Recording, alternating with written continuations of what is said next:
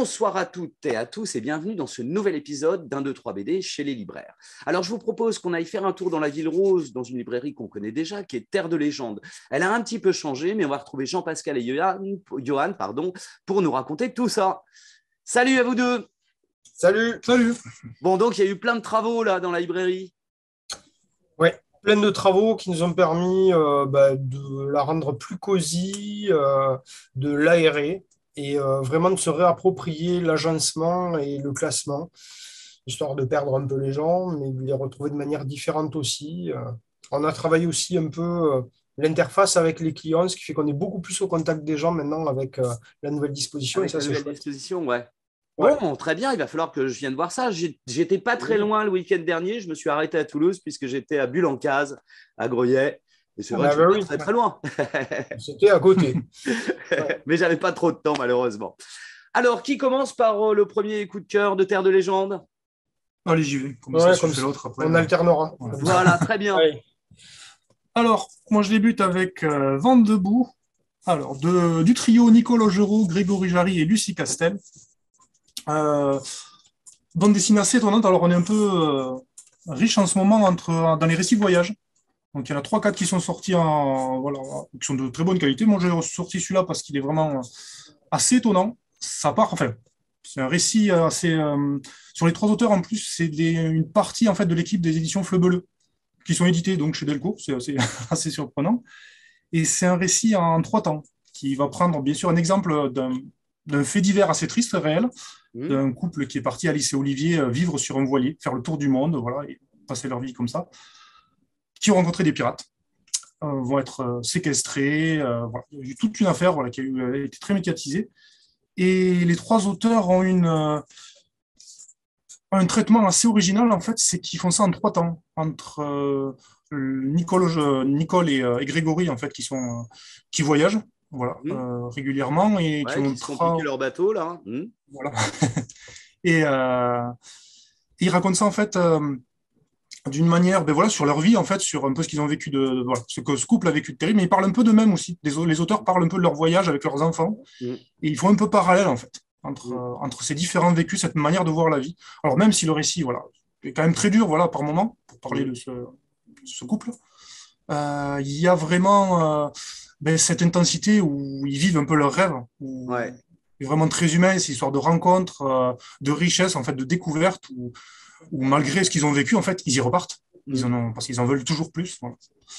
Oh, ouais, ben, Et il va essayer de récupérer son bateau. Enfin, on va pas dévoiler voilà, il y a encore tout, l'histoire, mais il c'est y a vrai que toute une histoire. la confrontation des deux histoires est assez intéressante Mm. et on rentre bien dans ce récit. Et c'est vrai que c'est pas toujours facile. Ouais. Ouais, ouais. Très, très bien, ça vend debout. Alors, Jean-Pascal, deuxième coup de cœur. Allez, Un je gros reviens pavé sur là. un gros classique, gros pavé, qui était autrefois en petit format, en 27 tomes, et c'est du manga, donc c'est beaucoup et peu à la fois pour du manga. C'est un gros classique en fait, non seulement du récit de Sabre, mais une photographie en fait du Japon de l'ère Edo après que le shogunat soit mis en place. On suit en fait les pérégrinations de l'ancien exécuteur du shogun qui, suite à des intrigues politiques, parce qu'il dérangeait en termes d'influence le clan Yagyu, qui est connu en particulier dans l'histoire du Japon pour avoir eh ben, tout ce qui est ninja, c'est inspiré du clan Yagyu. En fait, c'était des assassins du shogun. Du coup, il est déchu parce que par intrigue, ils le font tomber. On massacre sa femme, sa maisonnée, et lui s'enfuit avec son gamin qui est encore vraiment bébé. Et il se balade avec une espèce de berceau en bambou piégé.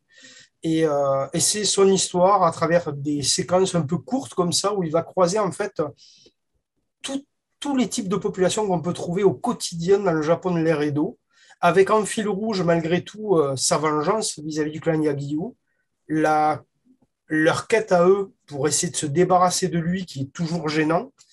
Et on est vraiment dans le creuset même de ce qui fait le récit de Sabre et en même temps le récit de vie japonais, comme ils savent vraiment le faire. C'est-à-dire qu'on a une espèce d'ultra-violence réaliste dans les combats, et puis de vrais moments de poésie, hyper posés, Et d'ailleurs, c'est assez étonnant parce qu'on a un dessin très réaliste, hein. Tu peux nous montrer un petit peu le dessin, justement? Ouais, on a un dessin très réaliste comme ça, très fouillé par moments, Ah ouais.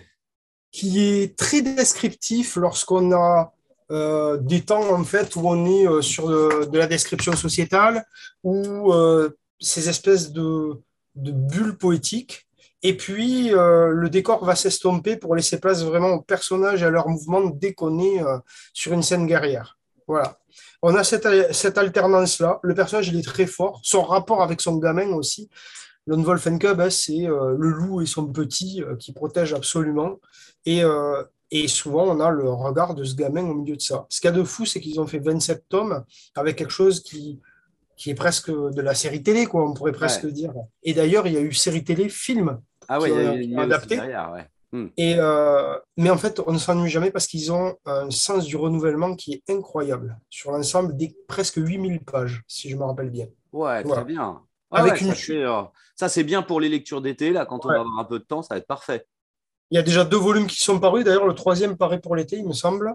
Et ouais, il y a une vraie dramaturgie dedans qui a inspiré plein de gens, hein. C'est une des sources d'inspiration premières de Tarantino, par exemple, ne Ok, serait-ce que d'accord, pour ouais. citer lui. Voilà. Bon, bah, à découvrir, moi je connais pas, alors il va falloir que je me C'est plonge là-dedans. vraiment extrêmement bien. Voilà. Allez, Johan, le petit dernier. Allez, on repart avec du documentaire jeunesse, mais tout public. Alors, je présente en fait, ça c'est la nouveauté, le Super Week-end de l'Océan de Gaël Almeras aux éditions Maison Georges.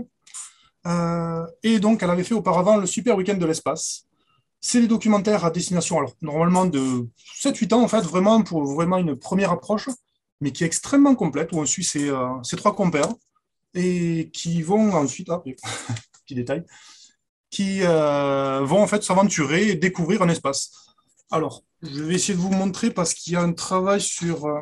hop, voilà. C'est tout mignon, mais c'est aussi extrêmement riche. On est vraiment sur du pur documentaire et il y a surtout plein de doubles pages voilà, qui expliquent, qui expérimentent. Donc, voilà, c'est quand même assez pointu en fait, mais avec une narration très douce, assez poétique sur la curiosité en fait de ces trois enfants qui partagent, qui rebondissent les uns et les autres sur chacune de leurs questions, leurs questionnements. Ça a l'air Moi, je très trouve bien, ça, ça, ouais. ouais. Donc, il y en a deux pour l'instant dans la collection. Tout à fait. Et c'est Maison Georges, hein, Maison Georges, tout à fait. Maison Ouais. Georges. Très Qui est bien. plutôt une maison d'édition qui fait alors, des jours du journal jeunesse et pas mal de l'album jeunesse plutôt que bande dessinée. D'accord, ok. Eh ben, écoute, très bien. Voilà, on invite nos téléspectatrices et téléspectateurs à se précipiter à Terre de Légende pour voir la nouvelle librairie et puis venir acheter ces 3 conseils de lecture. Et merci. Merci à toi.